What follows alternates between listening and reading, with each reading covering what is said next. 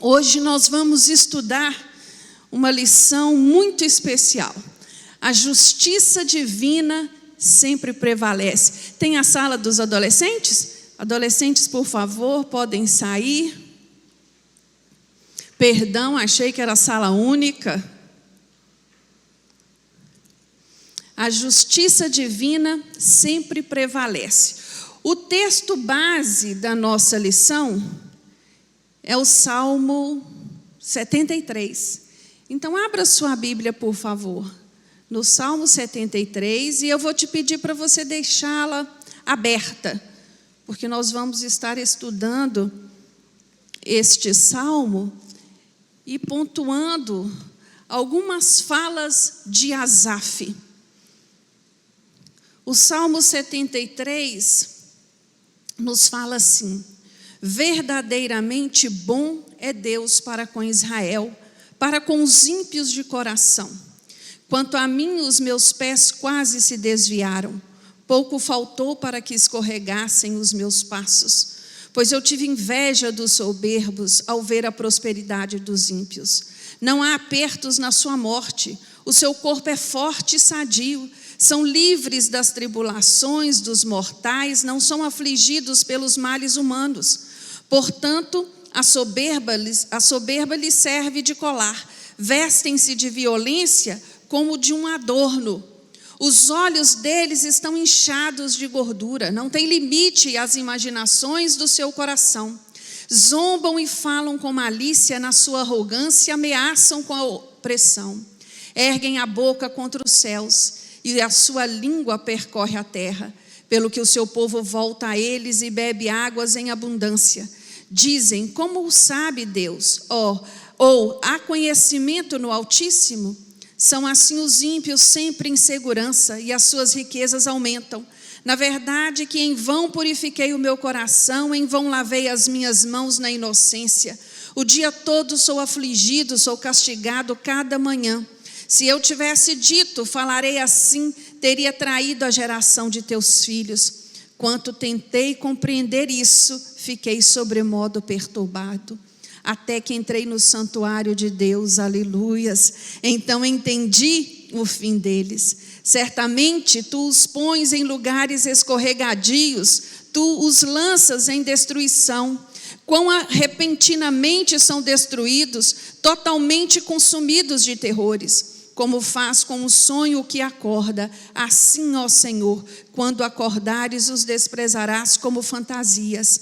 Quando o meu coração se amargurou e sentiu picadas nos meus rins, estava embrutecido e nada sabia, era como um animal perante ti. Todavia estou de contínuo contigo, tu me seguras pela minha mão direita, guias-me com o teu conselho e depois me receberás na glória. A quem tenho eu no céu senão a ti, e na terra não há quem eu deseje além de ti. A minha carne e o meu coração desfalecem, mas Deus é a fortaleza do meu coração e a minha porção para sempre. Os que se distanciam de ti perecerão.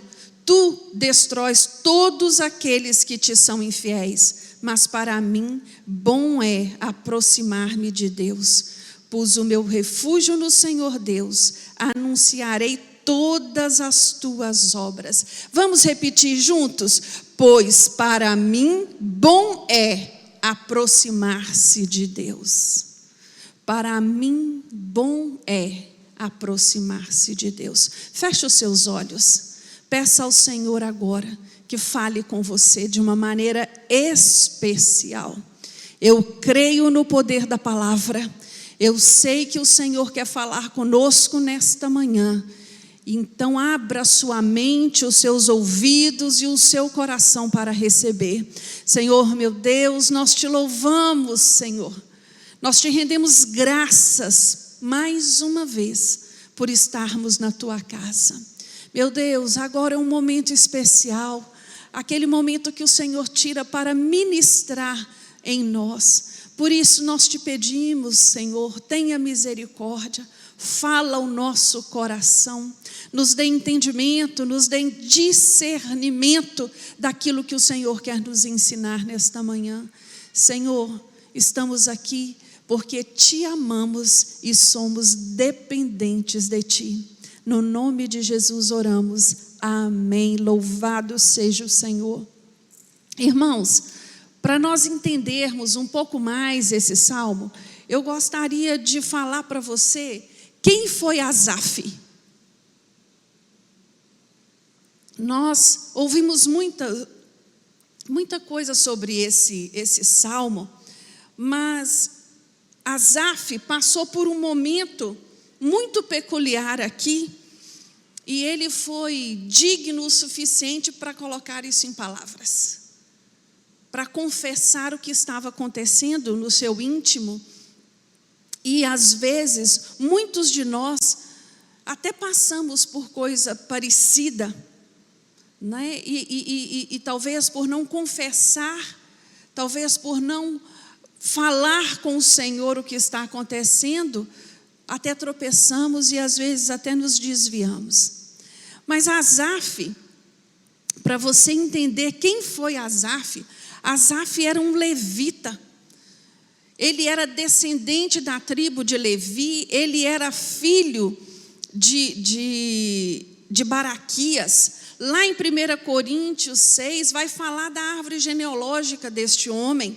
Ele era levita por hereditariedade e por isso ele teve uma notoriedade quando foi escolhido para entoar louvores ao Senhor na transposição da arca da casa de Obed-edom para Jerusalém. Se você for lá em 1 Crônicas 15, está lá o nome dele. Ele sendo encarregado junto com Etã e Emã para trazer e dirigir os louvores à arca durante este percurso. Asaf, ele foi salmista, ele escreveu os Salmos 50 e os Salmos do 73 a 83. Estes salmos são da autoria dele. Asaf foi profeta. Os seus salmos são cheios de proclamação dos juízos de Deus. O Salmo 83, em particular, ele vai falar, ele vai profetizar do juízo de Deus sobre aqueles povos que circundavam Israel e que tramavam contra o povo de Deus. E ele fala que vai ser o fim deste povo que se levanta, se unem para destruir Israel. E quando a gente olha para a história, quando nós buscamos hoje, aonde está a descendência dos amonitas? Aonde estão os cananeus? Aonde estão os edomitas? Eu estava lendo um artigo outro dia, naquela revista super interessante, sobre uma pesquisa científica de DNA, naquela região do Oriente, buscando a origem dos cananeus. Aí é interessante que eles dizem assim, a Bíblia diz que os cananeus foram destruídos, mas nós encontramos vestígios do DNA dos cananeus nos povos da Arábia. Aí, logo no parágrafo seguinte, ele vai dizer assim, mas nós não podemos confirmar que realmente são, porque houve-se uma mistura ali. A Bíblia nos diz que estes povos sumiram. E estes juízos, Asaf proclamou nos seus salmos. Asaf se tornou um homem tão memorável, que lá em 2 Crônicas, capítulo 29 e 30, o rei Ezequias vai dar uma ordem. Ele vai dizer assim, que os levitas louvassem ao Senhor com as palavras de Davi e Asaf, o vidente. Este homem, ele marcou a sua época, de tal maneira que a Bíblia traz uma expressão dos filhos de Asaf. Os filhos de Asaf quer dizer o quê? Um grupo de levitas que faziam de acordo como Asaf fazia. Olha que exemplo este homem foi. Mas houve um momento da vida dele que ele desviou o seu olhar. Ele começa o capítulo 33, no verso 1, dizendo: verdadeiramente bom é Deus para com Israel. Irmãos, essa não é a base da nossa fé? Verdadeiramente bom é Deus para conosco? Nós não cantamos isso aqui hoje em todos os hinos? Nós cremos, assim como Asaf, né, que Deus, por nossa fidelidade a Ele, por nossa devoção, por nossa santificação, por nossa abnegação, Ele vai nos retribuir com bênçãos. Ele vai nos conceder bênçãos, bênçãos especiais. Esse é o fundamento da compreensão de muitos de nós, né, a respeito de Deus. Nós sabemos que Deus é bom, nós sabemos que Deus nos ama, nós sabemos que Ele nos escolheu, nós sabemos que Ele nunca nos abandonará, que Ele cuidará de nós, se formos fiéis a Ele. Mas existem momentos que parece que nós perdemos o foco. Nós começamos a olhar para os problemas e para as dificuldades e temos a impressão de que o Senhor nos esqueceu. Asaf, quando ele olha para a vida dos ímpios, para a prosperidade dos ímpios, ele começa a perceber um desacordo com a realidade do mundo. Poxa vida, eu tenho feito o bem, eu tenho proclamado, mas por que eu estou vivendo assim?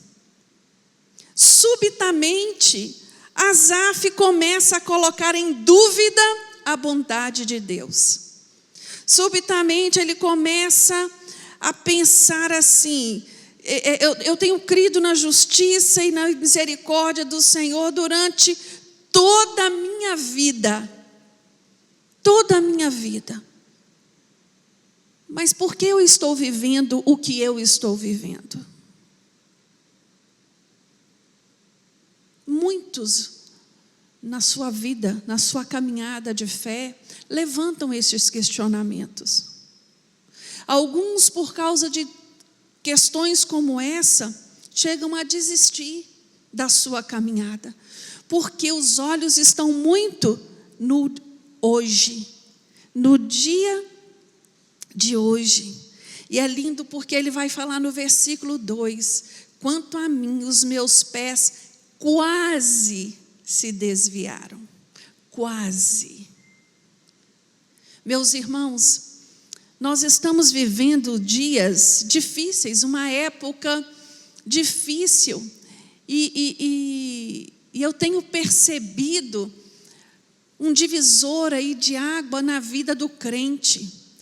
Alguns estão vindo com mais força para a presença do Senhor, mais do que antes, mas outros estão se desviando. Outros talvez estejam passando como Asaf agora, por um momento como esse. Eu não sei, você que está me ouvindo agora, se é este pensamento que você tem tido, mas eu quero te dizer, o Senhor quer despertar você nesta manhã. Ele quer falar com você de uma maneira especial. Asaf percebeu que os pensamentos que ele estava tendo estavam guiando a ele por um caminho escorregadio, por um terreno arenoso, por um lugar perigoso. Ele estava dando lugar a pensamentos que não iam levar a lugar nenhum, e ele declara isso no verso 3: pois eu tive inveja dos soberbos. É isso que está escrito aqui na nossa Bíblia. E ele fala ele vai invejar este estilo de vida. Ele vai invejar aquilo que os soberbos tinham. E é interessante que ele começa a perder o foco, a visão do Salvador a desviar o olhar para coisas tão menores sem importância. Eu não sei se você já passou por esses momentos, mas todas as vezes que desviamos o nosso olhar para coisas menores, a nossa fé é enfraquecida. Você concorda comigo, irmão? A nossa fé é enfraquecida, nós nos sentimos abalados. Isso sempre está nos testando, nos colocando em prova. Asaf ficou perturbado. Ele foi preocupar com o estilo de vida dos ímpios. Ele foi comparar a sua vida com a dos ímpios. E isso o levou a quê? A dar lugar ao quê? A inveja. Dá lugar à inveja. A inveja, meu irmão, é um mal que corrói os bons sentimentos de um indivíduo. A inveja, ela se constitui em um desgosto, em um pesar pela felicidade do outro. Um desejar ser ou ter o que o outro tem. A inveja, ela fala nitidamente daquele coração ingrato, que não tem gratidão por aquilo que ele possui. Ele não é grato pela sua família, ele não é grato pelo seu trabalho, ele não é grato pela igreja que ele congrega. Ele está sempre olhando o jardim do outro, porque o jardim do outro é mais verde do que o dele.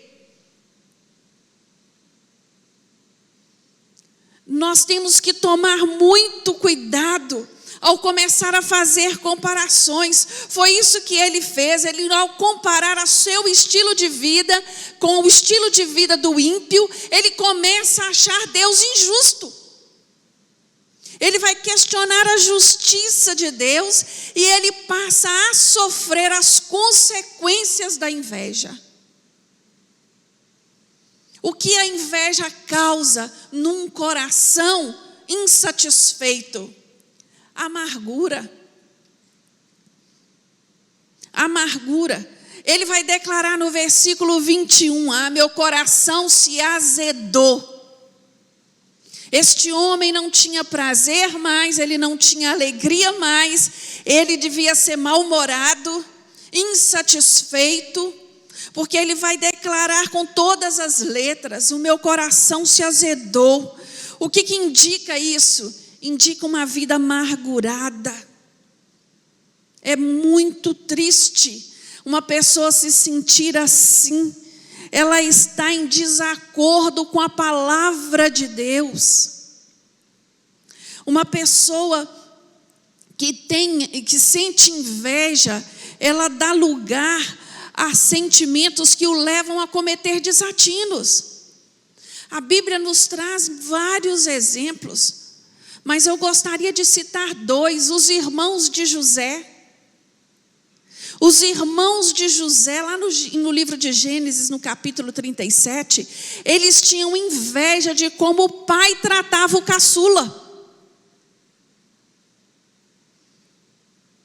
E eles foram dando lugar àquela amargura e começaram a maquinar contra a vida de um jovem. E eles o vendem para escravos, eles tentam contra a própria vida dele, e você vai vendo os desatinos que eles foram cometendo. Eles mentem para o pai, fazem o pai sofrer amargamente a perda de um filho. Mas a inveja não os deixou pensar nas consequências dos seus atos. Outro registro na Bíblia que eu vejo de inveja foi dos escribas e fariseus. Aqueles doutores da lei não suportavam ver Jesus. Não suportavam ver a sabedoria nas palavras de Jesus. Não suportaram ver os milagres que Jesus fazia. Eles não olharam para o povo com um olhar de misericórdia. Eles não perceberam aquele povo sendo liberto. Mas eles olharam para si e perceberam que eles estavam perdendo a autoridade, que eles estavam sendo desafiados. E a sua inveja foi tamanha que eles maquinaram contra Jesus. E eles foram tramando até que Jesus foi condenado e morto. Eles levaram o mesmo povo que foi abençoado por Jesus a clamar contra a vida dele. Meus irmãos, nós temos que ter muito cuidado com isso. E é interessante pensar que a inveja, ela não chega pronta, né? Eu estou com inveja. Não. Começa com pensamentos sutis. Começa com insatisfações sutis. Começa com comparações sutis. Nós, quando olhamos para a vida do outro, nós temos apenas uma parcela dessa vida. Nós só vemos uma parte dessa. Tem uma historinha que eu gosto muito. São 3 cegos que são levados ao zoológico para conhecer um elefante. O primeiro cego toca na cauda do elefante e fala assim: mas ele é como uma cobra gigante. O segundo cego toca na lateral do elefante e ele diz: não, ele parece uma muralha. E o terceiro cego toca na tromba e esse diz: nossa, ele tem um pescoço enorme. Resumindo, cada um teve uma percepção, porque cada um percebeu apenas uma parte. Assim somos nós quando olhamos a vida do outro. Nós só temos visão de uma pequena parcela. Nós não sabemos a verdade na sua totalidade. Nós temos que parar com isso de olhar para o outro e acreditar que o outro é mais feliz do que nós. Acreditar que o casamento do outro é melhor do que o nosso. Acreditar que a vida do outro é melhor que a nossa, porque não é assim. A palavra de Deus, ela é muito clara quando chama a nossa atenção à gratidão, a sermos gratos, a sermos felizes. Quando nós damos lugar a este coração amargurado, irmãos, nós começamos num declínio espiritual. Os distúrbios emocionais que são provocados por este estado de espírito. Hoje nós vemos tantas pessoas doentes na alma, e muitas delas eu tenho certeza que é inveja. Inveja da vida do outro. Não conscientizou ainda de como Deus tem sido bom e cuidadoso para com ela. Nós temos que tomar cuidado, porque a inveja, mais do que um simples sentimento, ela é um estado crítico da alma. E ela nos leva, aquele que é tomado por ela, a cometer graves pecados. A Bíblia nos fala em Provérbios 14:30, o coração tranquilo é a vida do corpo, mas a inveja é a podridão dos ossos. Tiago 3,16 nos diz: onde há inveja e sentimentos facciosos, aí há confusão e toda obra má. O invejoso, ele é assim, ele é insatisfeito por natureza.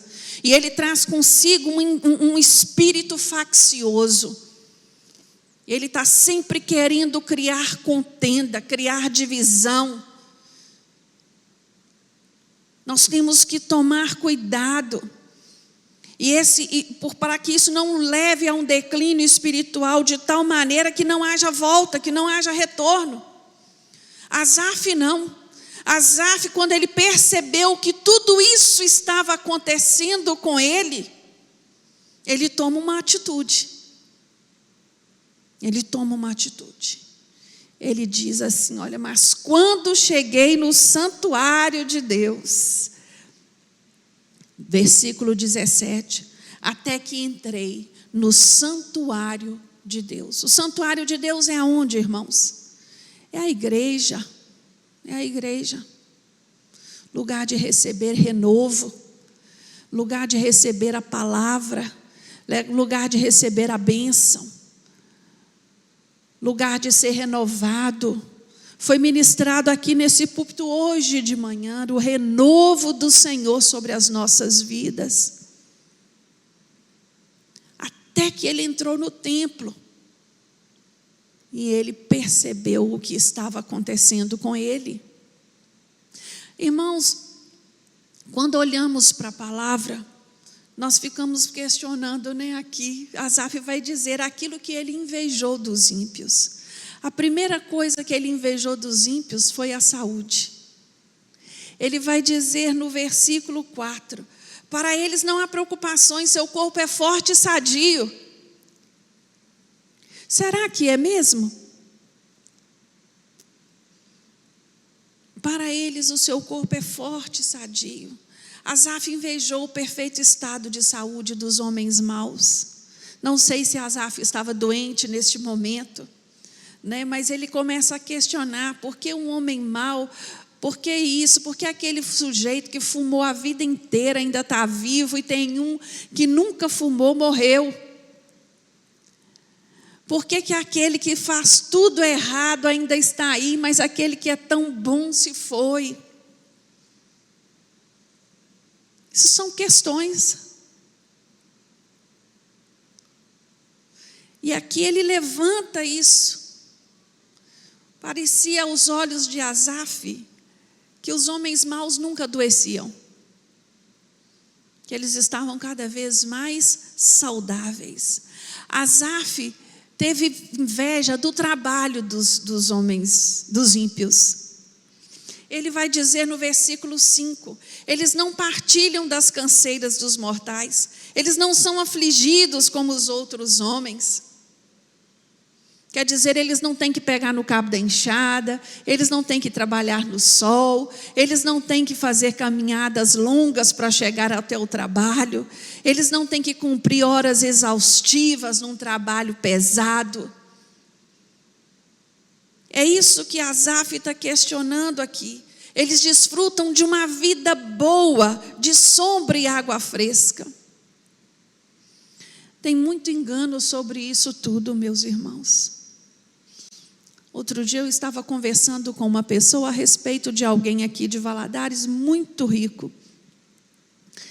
E essa pessoa os conhece de uma maneira bem particular, né? E ele me disse uma coisa, ele falou assim, eu não queria a vida dele nunca. Todos os dias para dormir ele tem que tomar não sei quantas doses de uísque e 2 comprimidos. Aí eu falei, senhor, mas um cara inteligente desse não sabe que está estourando com a saúde dele? Ele falou, esse povo vive, ele respondeu assim, esse povo vive muito eu hoje. Às vezes de fora a gente pensa assim, mas que vidão, né? O fulano tem. Mas não tem a paz que excede todo entendimento. Essa paz é só Jesus que nos dá. Irmãos, eu não estou falando aqui que é pecado desejar um trabalho melhor, que é errado buscar um estilo de vida melhor. Não é nada disso. O que está sendo dito a nós nessa manhã é uma mudança de foco. Quando eu deixo estas coisas priorizarem a minha vida, eu não sei viver outra coisa a não ser em função de buscar as riquezas deste mundo. E esqueço de buscar a Deus. Esqueço que tudo aqui é passageiro. Esqueço que de repente de Deus eu vou ter que prestar contas a Ele. Esqueço que eu vou viver o resto da minha vida na eternidade, no céu ou no inferno. É disso que Asaf, que nós estamos falando com base no texto de Asaf. Asaf invejou o sucesso destes homens. E ele diz no versículo 12, na parte B, e prosperaram no mundo, aumentando em riquezas. A palavra do momento hoje é sucesso. Hoje se fala muito em sucesso. E isso tem provocado uma insatisfação no outro, porque ele começa a ver a vida do outro, as suas postagens, as suas fotos, os lugares que ele foi, os lugares que ele deixou de ir, a comida que ele comeu, porque tem gente que adora fazer isso, né? E aí ele começa a olhar e falar assim: poxa vida, a minha vida está tão assim mais ou menos, por quê? Não é? E ele começou a questionar, ele se perturbou com essa constatação de que o perverso é normalmente bem-sucedido. Que o perverso, normalmente, a vida dele é muito boa, as suas riquezas só aumentam. Eu imagino que Asaf, nesse momento, ele chegou a um ponto de perder a própria paz, de perder de ver a sua fé balançada por questionamentos que não levam a lugar nenhum.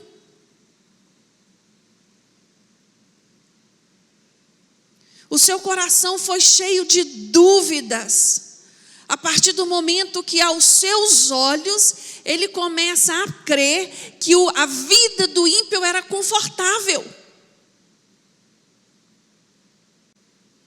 Ele chegou a essa constatação. E ele chega a constatar que foi inútil fazer o que ele fez. Ele vai dizer isso no versículo 13. Na verdade, em vão purifiquei meu coração, em vão lavei as minhas mãos na inocência. De tão grave que foi o estado emocional dele. É muito difícil, irmãos, para o crente se manter firme na fé, se ele entrar por este caminho de comparações. Se ele começar a comparar a vida dele com um descrente. Por que eu venho lutando com isso? Por que eu venho lutando com aquilo? E eu olho para fulano não tem problema. Eu penso que o que nos falta é entender que nós servimos a Deus é pelo que Ele é e não pelo que Ele pode nos dar. A palavra de Deus nos ensina assim: buscai o reino de Deus em primeiro lugar e todas as outras coisas vos serão acrescentadas. E neste tempo que nós passamos em 2020, eu fiquei maravilhada com tanto testemunho lindo que eu ouvi do cuidado de Deus, do suprimento de Deus, do milagre de Deus. E Deus cuidando, e Deus direcionando. Em momentos em que você às vezes pensava: meu Deus, não vai ter jeito. E Deus chegando com a providência. E isso, meus irmãos, é só o Senhor que faz. Eu vejo que nós devemos tomar muito cuidado aonde nós colocamos os nossos olhos. Jesus, lá no livro de Mateus, no capítulo 6, versículo 22, ele vai afirmar que os olhos são a candeia do corpo. O que é uma candeia? Uma lamparina, algo que ilumina um objeto para clarear o ambiente, né? E ele vai dizer que, como luz do corpo, ela tem uma importância muito grande para nós, os olhos. Que significa o quê? Aonde eu coloco os meus olhos, eu vou ser afetado. Que o meu desenvolvimento espiritual não depende só dos meus sentimentos, só das minhas emoções, mas depende também muito daquilo que eu vejo. Daquilo que eu vejo. Por isso a gente fala tanto a respeito das pessoas tomarem cuidado. Não fique assistindo isso, não fique assistindo aquilo, não perca tempo vendo isso, não perca tempo vendo aquilo. Sabe por quê? Porque a sua alma vai adoecendo com estas coisas. A visão, ela interage com o nosso cérebro. Ela manda informações que são armazenadas. E funciona mais ou menos assim: pelos olhos eu vejo, e quando eu vejo e gosto, eu desejo. Olhar não é pecado. O pecado é eu fixar os olhos, né? Passou uma pessoa bonita? Não, mas que pessoa bonita. Mas se eu me voltar e olhar de novamente e fixar os olhos, eu estou dizendo o quê? Eu estou dando lugar a um desejo.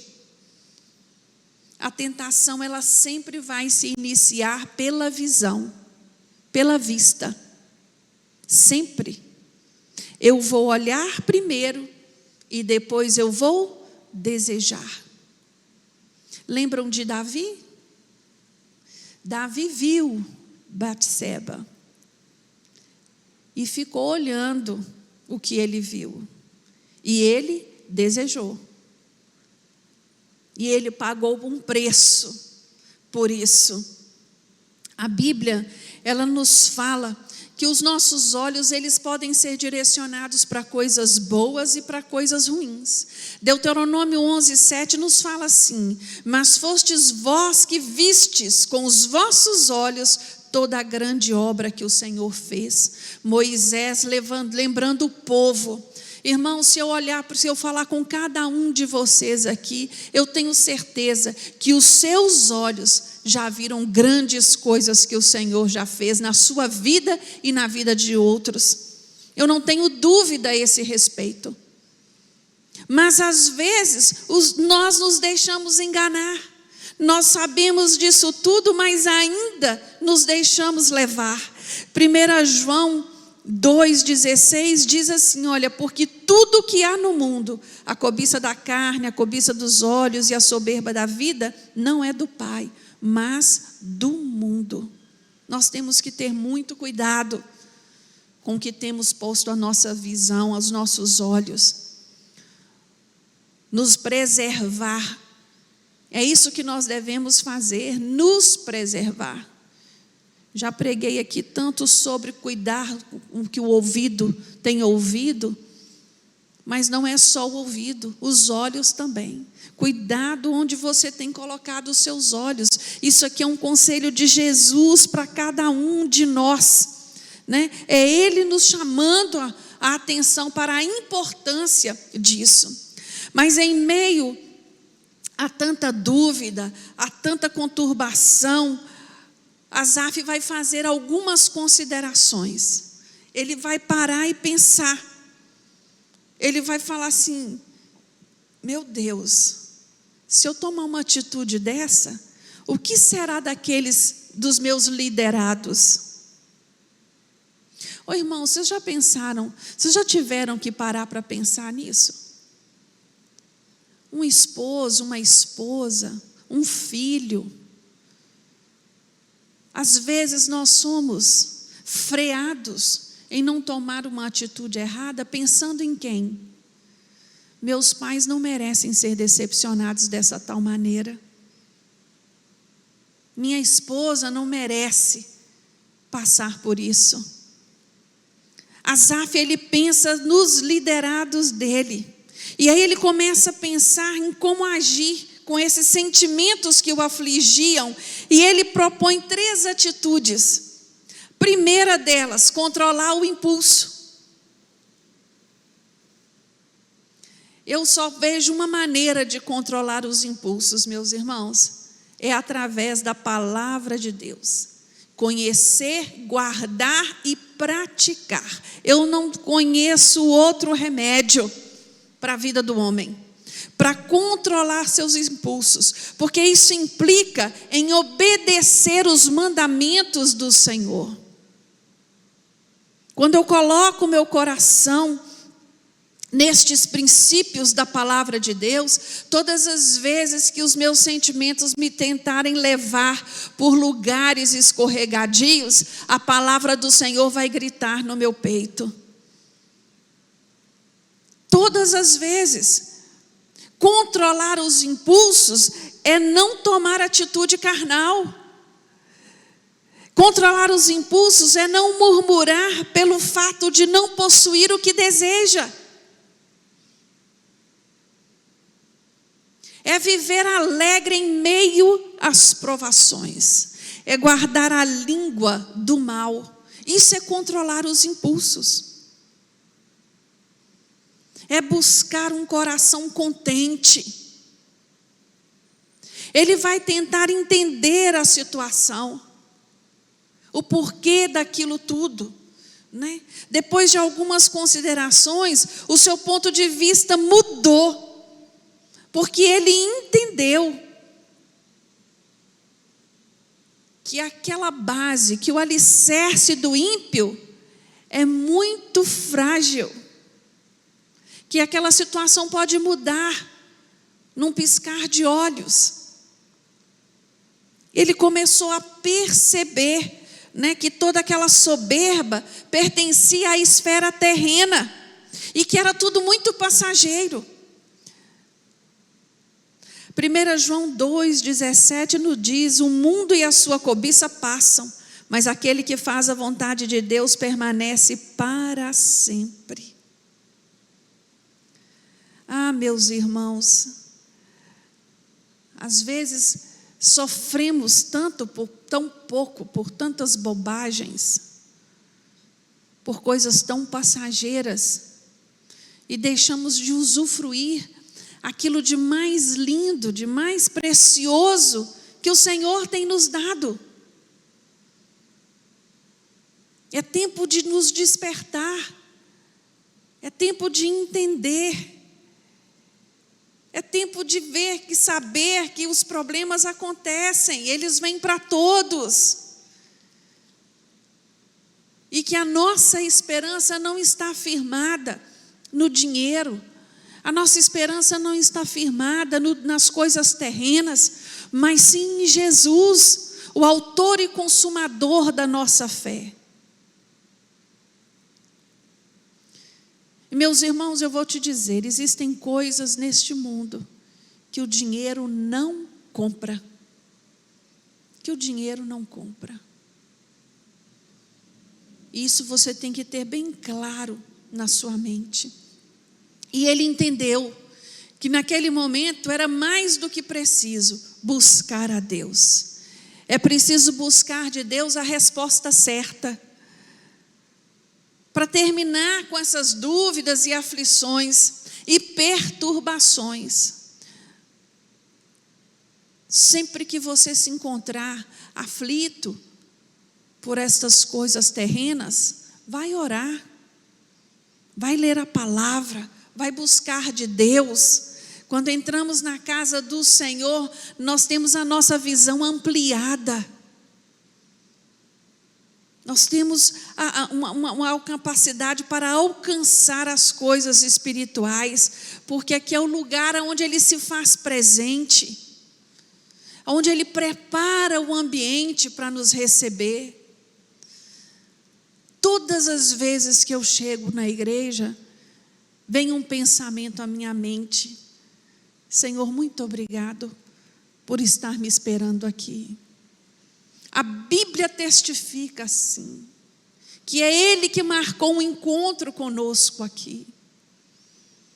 Sinta-se grato, feliz por estar na casa do Senhor.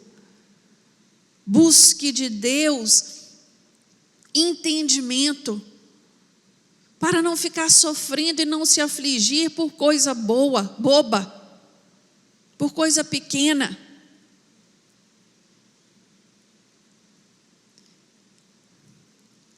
Quando nós olhamos para Asaf e para a sua afirmativa ao entrar no santuário, ele teve entendimento de que ali o Senhor recobrou o seu estado de equilíbrio espiritual. Ali o Senhor o tomou pelas mãos e deu a ele as respostas que ele necessitava. Meu irmão, minha irmã, Jesus socorre o aflito. Ele não vira as costas por o coração contrito. Às vezes sofremos muito quando comparamos a vida do ímpio, a vida material, mas nós devemos olhar para a vida espiritual. Nós devemos olhar com um olhar de misericórdia, porque na eternidade só vai aquele que confessar Jesus como o único Salvador da sua vida. Nenhuma riqueza compra passagem para o céu. Nós temos que entender que todos nós estamos sujeitos ao sofrimento desta vida. Todos nós. Ninguém está impune, ninguém está isento. Mas quando estamos sendo guiados na verdade do Senhor, nós vamos renovando a nossa esperança, nós vamos nos colocando de pé, firmados, porque vamos entendendo quais são os planos de Deus para a nossa vida. São planos muito maiores. Na parábola do Lázaro e o rico, Jesus faz uma alusão ao fim de cada um deles. Ele deixa isso muito claro. E isso está determinando o que distancia e aquilo que aproxima de Deus. Quais são os interesses, quais são as prioridades. E ao tentar para a vida do ímpio, eu penso que Asaf teve a sua visão ofuscada para dois princípios determinantes na vida do homem. Né? Primeira coisa, Deus se preocupa com a vida moral. Deus está atento, Ele vai dizer assim que aqueles homens, eles estão cheios de si, que eles começam a questionar: há conhecimento no Altíssimo? Será que Ele sabe? Será que Ele percebe? Existem muitas pessoas que não duvidam a existência de Deus, mas pensam que Deus é tão ocupado que não está nem aí para Ele, que Ele não sabe dele, que não se preocupa com a vida dele, nem com os detalhes da vida dele. Isso é uma mentira. Deus nos conhece pelo nome e Ele está preocupado com cada detalhe da nossa vida. Nos mínimos. E Ele está olhando para as escolhas que cada um de nós fazemos. A Bíblia nos diz que quando Jesus voltar, haverá um julgamento.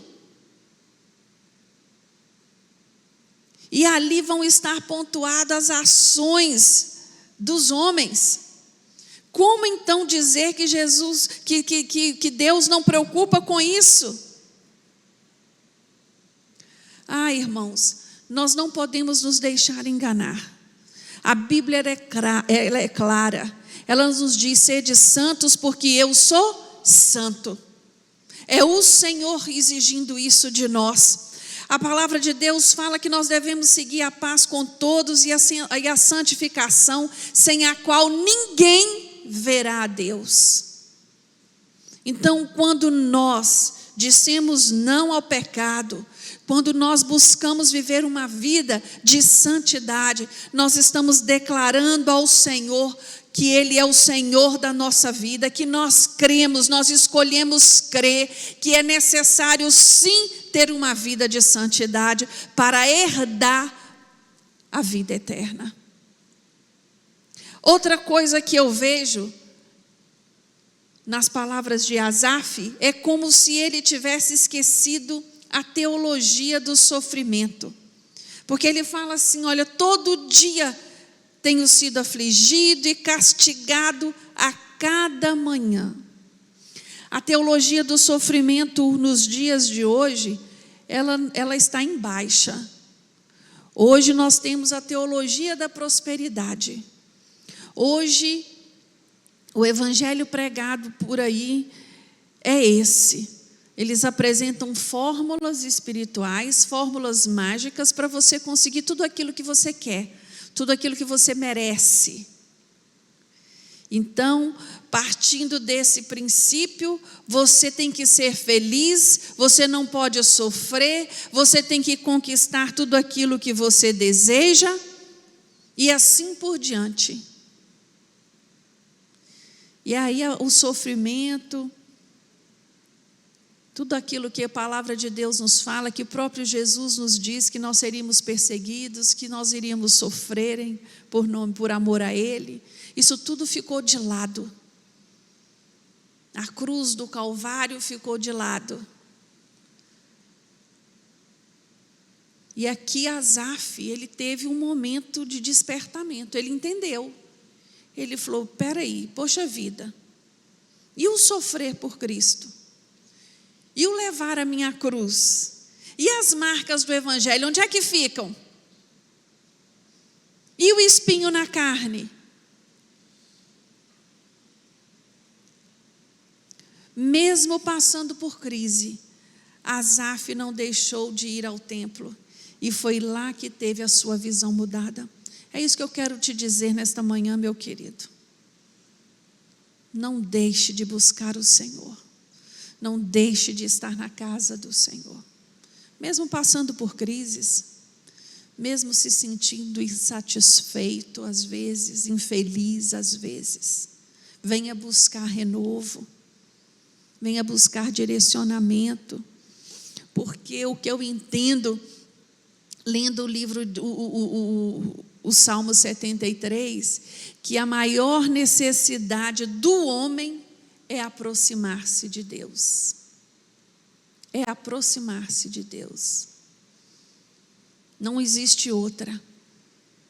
E ele entendeu isso. Ele entendeu qual era a realidade da sua situação. Ele reconheceu a necessidade que ele tinha de se aproximar mais de Deus. E ele vai confessar isso no último verso, no verso 28.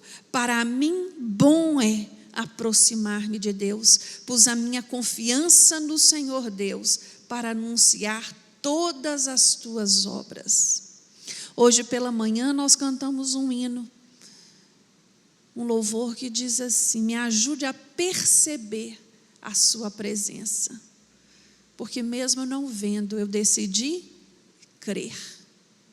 Que essa seja a nossa decisão, estar próximo de Deus, porque estar próximo de Deus significa conforto, significa refúgio, estar guardado, significa segurança. Aquele que é dependente do Senhor sabe que o sustento virá. Ele não se deixa abater, ele perde o medo do futuro. Ele para de sofrer por coisas passageiras. Asaf faz uma pergunta que tem que ser a nossa de todos os dias. A quem tenho eu no céu senão a ti, Senhor? E na terra, não há quem eu deseje mais do que a ti. Esse tem que ser o desejo do nosso coração.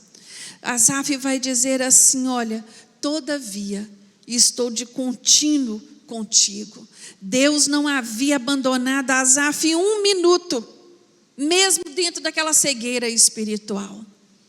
A palavra de Deus nos diz, ele dizendo, Deus é a minha porção.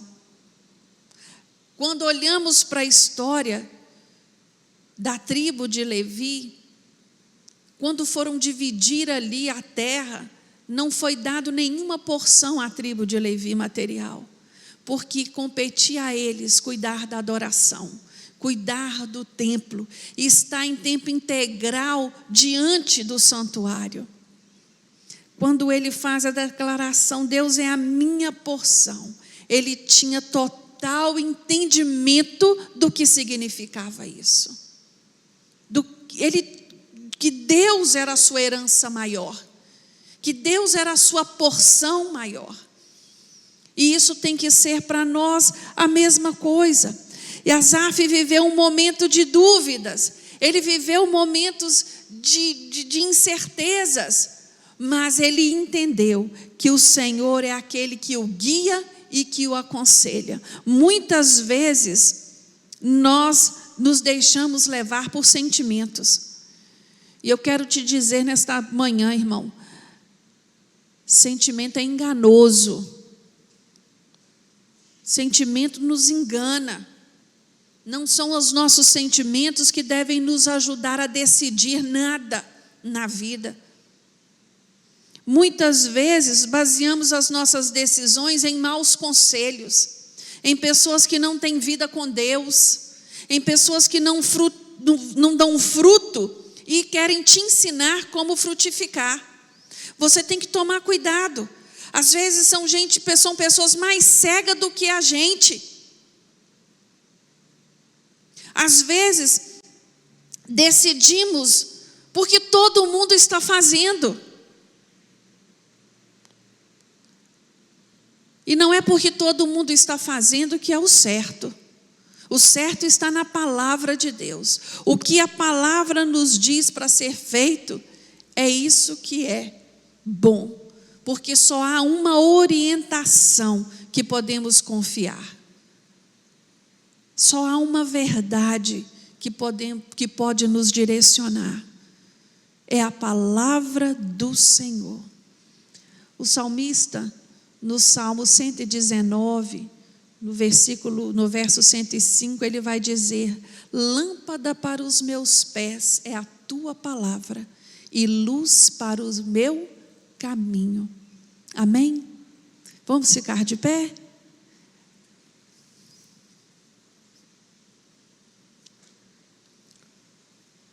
Que a palavra do Senhor nesta manhã venha verdadeiramente guiar os teus passos, direcionar as suas decisões, trazer luz às suas dúvidas e te ajudar. Estamos aí no início de um novo ano, cheio de esperança, de que coisas boas, grandiosas o Senhor tem para nós. Amém? Senhor meu Deus, muito obrigado, Senhor, por este tempo passado na tua casa estudando a tua palavra. Senhor, eu quero agradecer em particular por estar aqui. Meu Deus, eu te louvo e te dou graças por todo o cuidado dispensado a nós.